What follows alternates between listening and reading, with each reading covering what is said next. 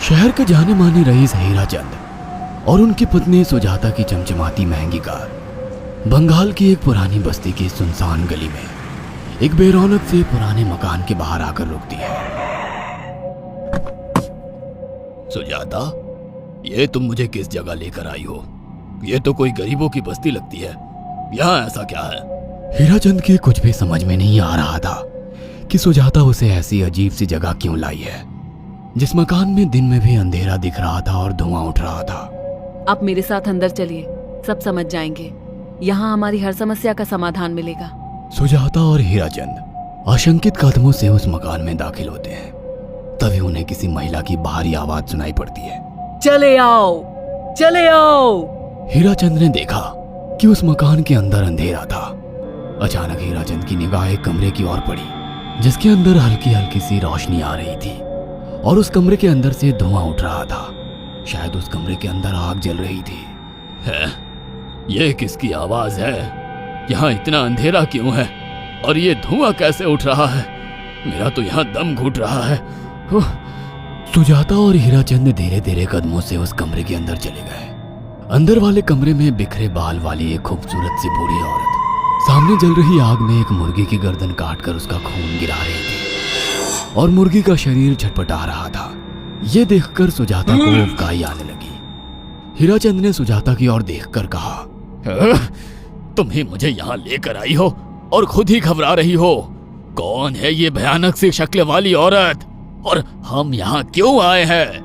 अचानक उस औरत ने एक झटके में मुर्गे की गर्दन धड़ से अलग कर दी। ये देखकर सुजाता के मुंह से चीख निकल गई और सेठ हीराचंद भी सहम गया।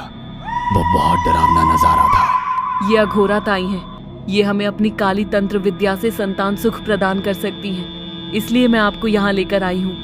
कैसी बात करती हो? जहाँ बड़े से बड़े डॉक्टर सफल नहीं हुए, वहाँ ये मामूली औरत क्या कर लेगी?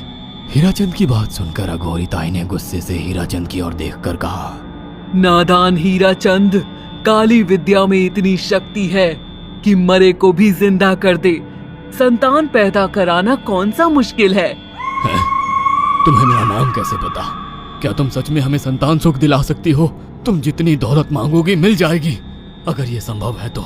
संतान का नाम सुनते ही हीराचंद की आंखों में चमक आ गई। वह संतान के लिए कुछ भी कर सकता था। तुम लोगों को मुझे एक नवजात शिशु लाकर देना होगा।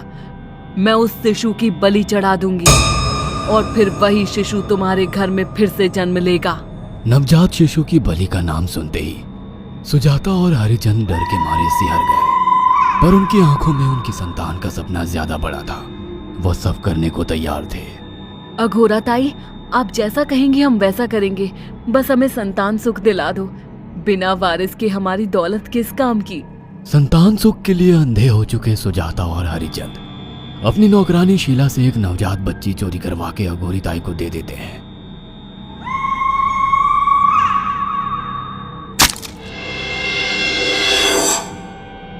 उस शिशु की बलि से सुजाता गर्भवती हो जाती है। देखा आपने, अघोरा की तंत्र शक्ति। मुझे उस पर पूरा भरोसा था। चलो चलकर उन्हें धन्यवाद कहते हैं। हीराचंद और सुजाता अघोरा ताई के पास पहुंचते हैं। वो दोनों बहुत खुश थे और अघोरा पर उन्हें अंधविश्वास हो गया था। अघोरा ताई, आप महान तंत्रिका है। आपने वो चमत्कार कर दिखाया जो बड़े बड़े डॉक्टर नहीं कर सके। ये काली विद्या है बेटा। अगर तुम दोनों चाहो तो मैं इस विद्या से तुम दोनों को हमेशा के लिए जवान बना सकती हूँ। क्या सच में ऐसा संभव है? हाँ बिल्कुल, पर इसके लिए तुम्हें जवान लड़के और लड़कियों की बलि चढ़ानी होगी। तुम उन्हें यहाँ तक लाओ, बाकी मैं देख लूंगी। जवान रहने की लालच में अंधे सुजाता और हरिचंद एक अनाथ आश्रमों से हर रोज एक लड़की या लड़के को गोद लेने के बहाने अघोरी के पास बलि चढ़ाने ले जाने लगे। और एक दिन अघोरी ताई ने हीराचंद और सुजाता से इंसानी मांस खाने को कहा। पूरी तरह से इंसान से हैवान बन चुके अब वो दोनों इंसानी मांस खाने के लिए तैयार भी हो गए। ये गर्म खून और मांस खाकर तुम लोगों की उम्र भी बढ़ जाएगी। खाओ इसे। हाँ, सच में ये इंसानी मांस बड़ा स्वादिष्ट है। अघोरा ने अपनी बातों में फंसाकर सुजाता और हरिचंद को नरभक्षी बना दिया था। वो तीनों हर दिन बलि चढ़ाकर खून पीकर मांस खाने लगे। नौकरानी शीला भी नए शिकार लाने में उनकी मदद करती थी, मगर एक दिन शीला को शिकार नहीं मिला। मेम साहब, आज एक भी शिकार हाथ नहीं लगा और मैं बहुत थक गई हूँ और घर जाकर थोड़ा आराम करना चाहती हूँ। कोई बात नहीं शीला, एक छोटा सा काम है, तुम हमारे साथ चलो, लौटते में हम तुम्हें घर छोड़ देंगे। जी मेम साहब। शीला नहीं जानती थी कि शिकार नहीं मिलने से सुजाता और हरिचंद अंदर से बौखला गए थे और उनके दिमाग में एक शैतानी चाल चल रही थी। सुजाता, ये बेहोशी की दवा है। शीला के कार में बैठते ही तुम उसे सुंघा देना। आज हमें इसी की बलि देनी होगी। इसने हमारे यहाँ का बहुत खाना खाया, अब हम लोग इसे खाएंगे। वैसे भी ये आगे चल के हमारे लिए खतरा बन सकती थी। कार में बैठते ही सुजाता शीला को बेहोश कर देती है और वो लोग सीधे अघोरी ताई के यहाँ पहुंच जाते हैं, जहाँ अघोरी ताई शीला की बलि चढ़ा देती है और तीनों मिलकर उसे नोच कर खाते हैं। अघोरी ताई, हमको बलि चढ़ाते हुए पूरा 1 साल हो गया है। हमारा बेटा भी साल भर का हो चुका है। अब और कितनी बलि देनी होगी? बस एक आखिरी क्रिया और बची है, उसके बाद तुम दोनों हमेशा के लिए जवान हो जाओगे। कैसी क्रिया अघोरा ताई? 3 दिन बाद सूर्य ग्रहण है, हमें पास के घने जंगल में एक विशेष क्रिया करनी होगी। उसके बाद तुम लोग कभी बूढ़े नहीं होगे। कितना अच्छा होगा, हम हमेशा जवान रहेंगे और सालों साल तक अपनी दौलत से ऐश करेंगे। हाँ, सच कहा। अघोरा ताई ने हमारे हर सपने पूरे कर दिए। 3 दिन बाद बंगाल के बियाबान जंगल में कोहरे और ओस से भीगे पेड़ों के बीच एक घने बरगद की बेलों पर कटे इंसानी सिर लटक रहे थे, जिसमें से खून टपक रहा था। काले जादू का सामान भी रखा था। कितनी भयानक जगह है ये, हर तरफ कटे हुए सर लटक रहे हैं। थोड़ी देर में सब समझ जाओगे। बैठ जाओ और मेरे साथ ये मंत्र दोहराओ। ओ, अघोरा, ये किन लोगों की कटी हुई गर्दनें हैं? आप यहाँ क्या करने वाली हो?